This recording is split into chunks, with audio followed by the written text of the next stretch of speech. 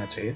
एक पक्ष और है इस पूरे जो घटना है वाली इसमें, वो पक्ष ये है कि पहले जो शादियां होती थी औसतन अरेंज मैरिज जिसे कहते हैं, व्यवस्था के तहत विवाह, तो उनमें क्या होता था कि कोई न कोई जानकार, वो परिवार का कोई जानकार होता था, वो दूसरे परिवार का भी जानकार होता था और वहाँ से संबंध स्थापित होते थे। अभी दौर बदला है, एक जो प्रेम विवाह का है तो उसमें तो दो लोग एक दूसरे को भली भांति जान समझ करके फिर वो प्रेम विवाह की तरफ जाते हैं। एक और शादी कराने की व्यवस्था है, अरेंज मैरिज के जैसी ही है, वहाँ पर जो एक अगुआ जैसा शब्द इस्तेमाल होता था वो जगह ले ली है शादी.com, जीवनसाथी.com या कोई भी ऑनलाइन जितनी भी शादी कराने के पोर्टल्स हैं, वहाँ से की गई शादियों में इस तरह के जो संबंध विच्छेद हैं उनकी संख्या कई बार अधिक दिखाई देती है। उस पर आपका कोई एनालिसिस है? शादी किस तरह से करना चाहिए, यह एक बड़ा सवाल है भाई। यह जो विवाद है अतुल और सिंघानिया परिवार का, वो शादी के बाद से उपजा है, और जो कि महज 4 साल 5 साल पुराना है, उससे पहले भी उनका जीवन था, वो खुश थे। शादी के बाद ऐसा समायोजन खराब हो गया कि उन्हें दुनिया छोड़नी पड़ी, और बड़ा अजीब सा दिख रहा है ये पूरा। देखिए, शादी लव मैरिज हो या अरेंज मैरिज हो, मेरा मानना है कि शादी के बाद लव हो या लव के बाद शादी हो, दोनों ठीक है। ठीक है।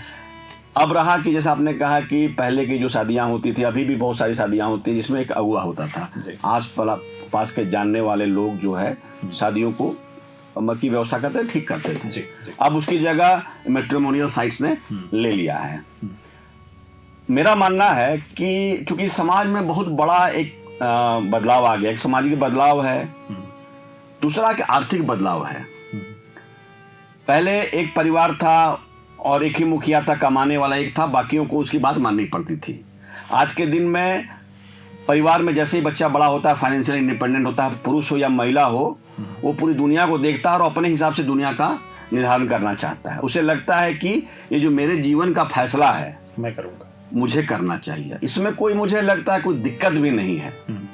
और इसको लेकर मेरा जो मानना है कि शादी मैट्रिमोनियल साइट से हो या किसी अगुआ के माध्यम से हो, दो व्यक्तियों के बीच में जो शादी होता है उसमें एक पूरे परिवार का भी गठबंधन होता है। तो थोड़ा समझने की, जांचने की, परखने की भी जरूरत है कि जो पारिवारिक पृष्ठभूमि है वो कैसा है, उस लड़के का या लड़की का जो एक पूरा जो जीवन कैसा रहा है, इसको थोड़ा अगर जांच परख लेंगे तो बेहतर रहेगा।